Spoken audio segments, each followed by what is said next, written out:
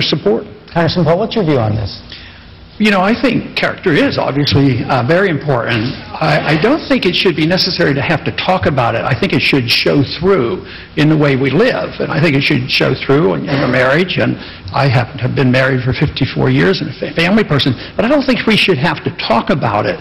But you know what probably is every bit as important. If your marriage vows are important, what about our oath of office? That's what really gets to me. That's where you're really on the line as a public figure. And that's where I think a lot of people come up real short, because there's many times that I've been forced to Congress because I take my oath very seriously. I end up sometimes, believe it or not, voting all by myself, thinking that why aren't they people paying attention? Why don't they read Article 1, Section 8? You know, if we took that oath of office seriously in Washington, we'd get rid of 80% of the government. The budget would be balanced. We'd have sound money, and we would have prosperity, and we wouldn't be the policemen of the world. We wouldn't have a Federal Reserve System, and we wouldn't be invading the privacy of every single individual in this country with bills like the Patriot Act. We'd have a free society and a prosperous society. I tell you, Congressman Paul got me really intrigued with the whole the Federal Reserve, and I've spent a substantial amount of time reading about and Currency Wars, the book by James Rickards. But Congressman Paul is the individual on the stage that got me most interested in a subject that I found to be quite interesting and at the root of a lot of the problems that we have, and I thank you for that. But the one thing that I found outside of these fine individuals on this stage is that the people of this country really want to get America back on track.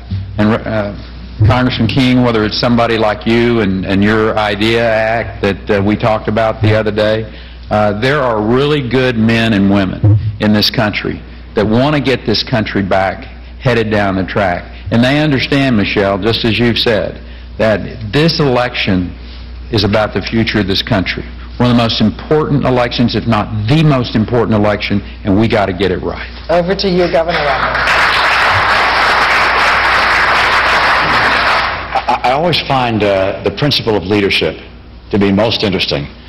And as I look at the people on the stage, each exhibits different qualities of leadership, and they've each exercised leadership in different ways. One of the things about Ron Paul that always amazes me is when I come to a debate like this, the only signs I see are the Ron Paul people out there in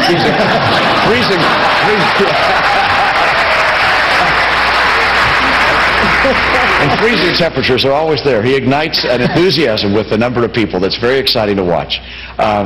In choosing a president, it's the qualities of leadership that are going to make it. Well, I have learned that you should never give up on your opposition, because if you're persistent and you present your case, they will come your way. So, Rick, I appreciate it. I appreciate it. You're open to the Federal Reserve. That is wonderful. But I work on the assumption that freedom brings people together. And if you understand freedom, it's based on tolerance and nonviolence. So if it's tolerance, it should be bringing all kinds of people together, and that's following our Constitution. We shouldn't be fighting among ourselves, because we shouldn't be fighting in Washington if we all take the same oath of office. Where does the fight come from? Somebody is messing up somewhere. So I would say that with persistence, I think that we can all prevail and come up with the right answers.